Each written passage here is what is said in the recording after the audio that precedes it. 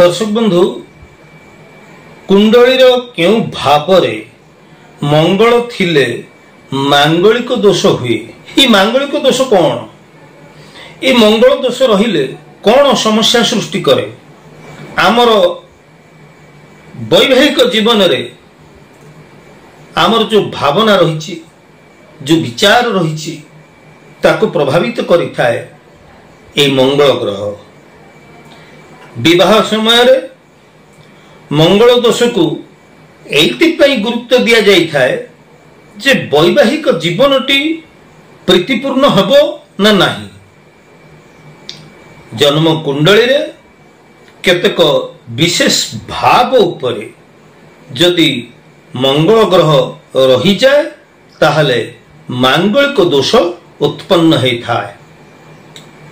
जेमिति कि आमर लग्न आमर जन्म कुंडलीर प्रथम भाव लग्न भाव रे जदि मंगल थांती ताहले मांगलिक दोष होई थाए। जदि आमर जन्म कुंडलीर चतुर्थ भाव रे लग्न ठारू 4 नंबर घरे जदि मंगल बसिछंती ताहले एपरि क्षेत्र रे मध्य पुटी हो कि झीटी हो मांगलिक दोषयुक्त होई थाए।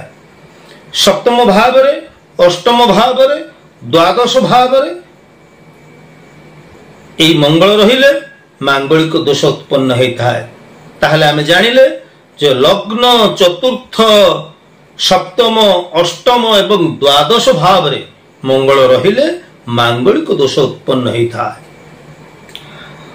आमर दक्षिण भारतीय जो ज्योतिष माने रहिचंती से माने द्वितीय भावर यदि लग्न रो द्वितीय स्थान रे मंगल थांती ताहले दक्षिण भारतीय ज्योतिष माने यहाको मांगलिक दोषर आख्या देइथांती बा मांगलिक दोषर मान्यता देइथांती। एवं मोर व्यक्तिगत कथा कहिबी मोर ज्योतिष अभिज्ञता रे मु देखिछि प्रकृत रे द्वितीय भाव थिबा मंगल वैवाहिक जीवन उपरे यार कुप्रभाव को मु मध्य अनुभव करिछि। तेणु दक्षिण भारतीय ज्योतिष माने जो द्वितीय भाव मंगल को मांगलिक दोष बोली कहंती ए कथा कहिबार यथार्थता मध्य रहिछि। तेबे से जाहौ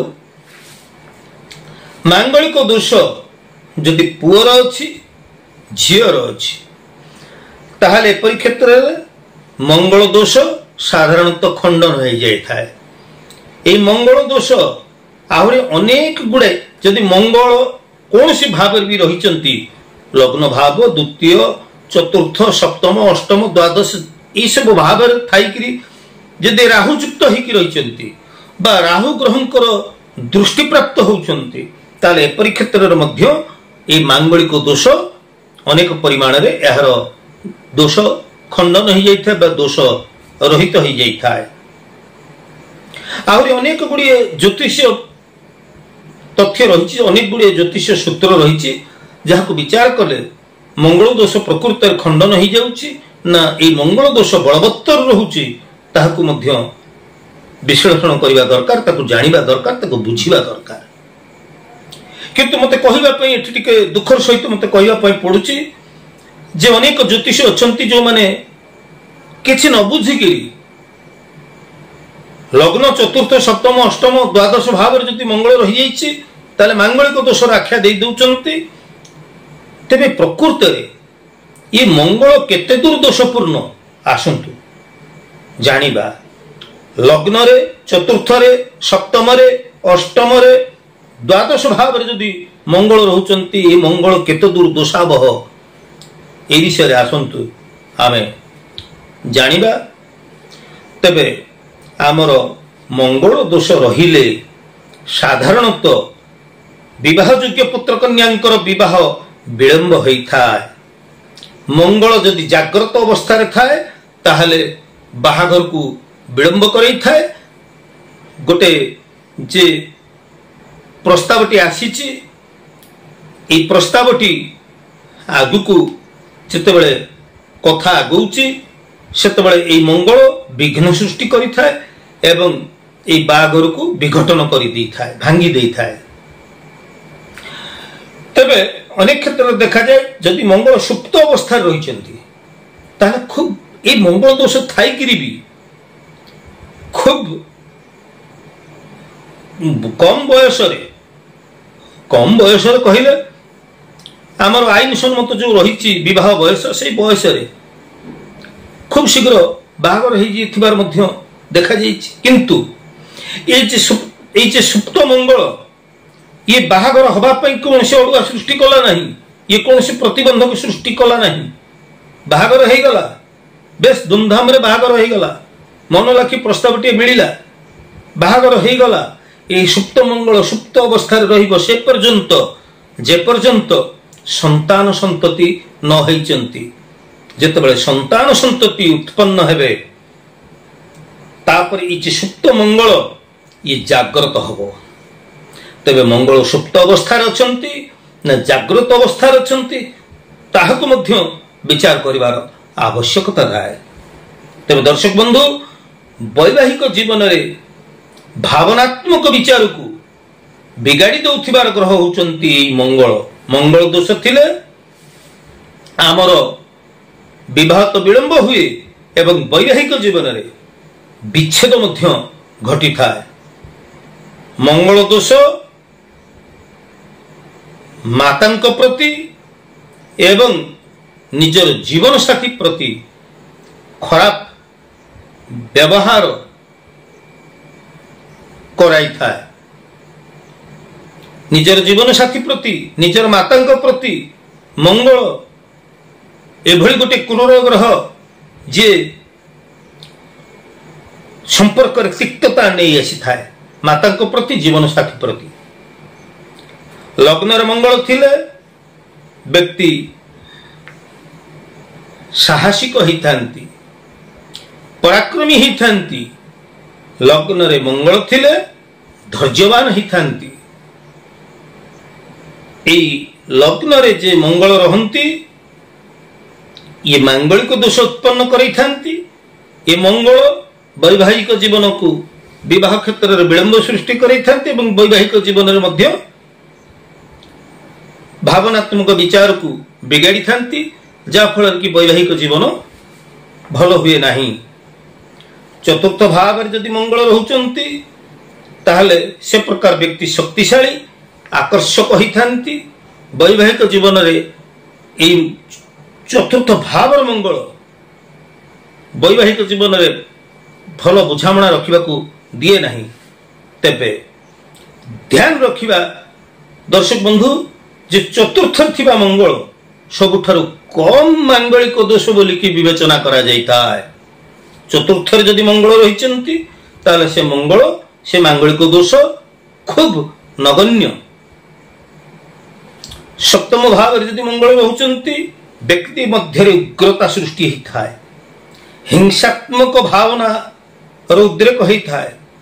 छोट छोट कथारे हठात क्रोधित हवा एवं छोट छोट कथारे धैर्य हरा है अस्थिरता सृष्टि करेबा ये सबु मंगल सृष्टि करि थाए जदि सप्तम रे मंगल थाए।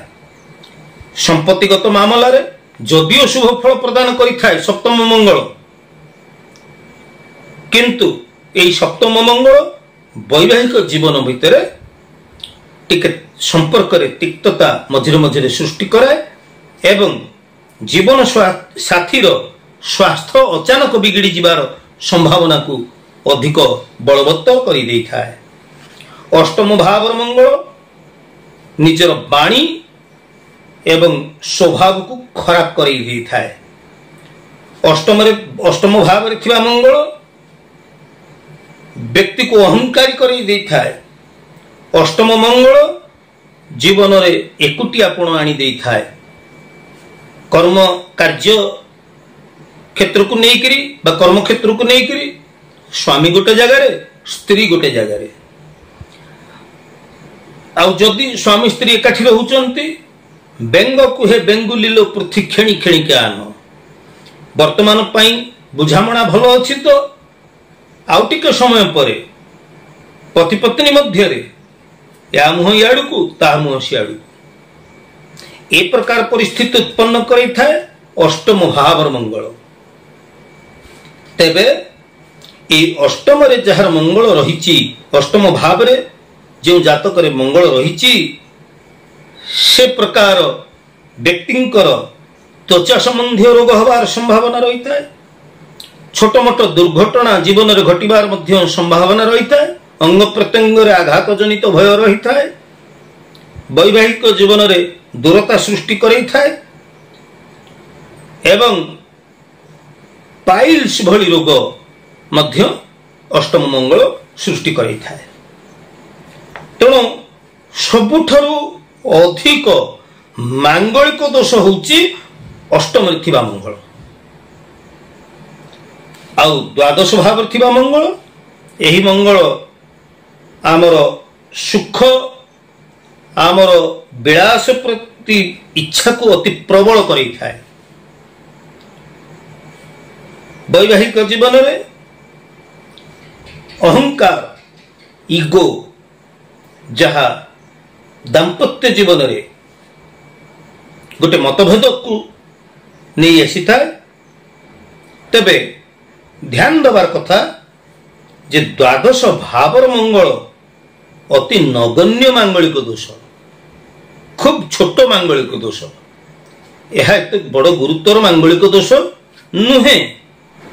खाली जे मंगल दोष अच्छी कहीकि आमे बाहागर भांगी दबा यह बुद्धिमतार परिचय नुहे। प्रथमे भल ज्योतिषी जणे से मंगल दोषर गुरुत्व को बुझिबा दरकार।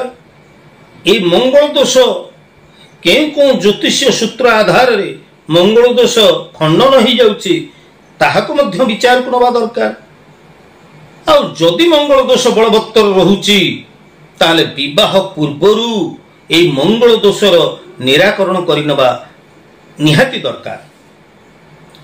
बिना पैसा खर्च रे बिना परिश्रम रे खूब सरल उपाय रे सहज उपाय रे ए मंगल दोष खंडन हो जिबार उपाय रहिछि।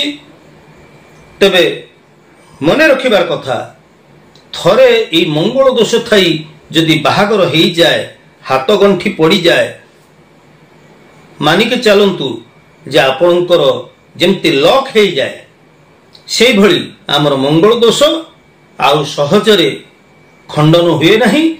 वैवाहिक जीवन में जितेबले समस्या उपजे सेतेबले आमे विभिन्न प्रकार पूजा पाठ होम यज्ञ जहाँ भी आमे किछि करि जिबा जिते महंगा महंगा ग्रह रत्न भी धारण करि नबा ए मंगल दोष आउ सहजरे खंडन हुए नहीं। तेणु विवाह पूर्वर अभिज्ञ ज्योतिषींकर परामर्श नहीं मंगल दोष को भल भाव विचार करी यार निराकरण करी नबा और आवश्यकता रही बोली मु भावुची ना आपण कौन भावुचे दर्शक बंधु आज उपस्थापनाटी आपको केमती लगे आपंकर सुचिंतित मतामत अपेक्षा मोर वीडियो विस्तृत हो जाउथबा जोगु समय तो खूब कम।